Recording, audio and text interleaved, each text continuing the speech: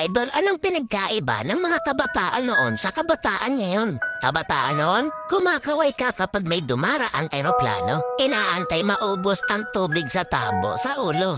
Ginagawang swimming pool ang tanggana ni nanay. Ginagawang braces ang foil ng choknat. Maliligo ka sa alilod ng bubong kapag umuulan. At kapag gabi naman, akala mo sinusundan ka ng buwan. Nagko-concert sa harap ng electric pan. Kabataan ngayon, ang problema ay pera at cellphone. Ang problema lang namin noon kung paano makatakas sa bahay para di matulog ng tanghali. Umatay man kami sa palo, aminin natin mas maraming nire-respeto na magulang sa panahon noon kaysa ngayon. Mga kabataan ngayon, isang chat lang, may jowa na. Kami noon sa claims lang umaasa.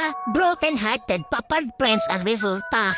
Mga kabataan noon, ang dami ng alam na trabaho. Kaysa sa kabataan ngayon, tamad na, puro pa gadgets, di pa mautusan. Minsan nagiging ibon, minsan nagiging paniki.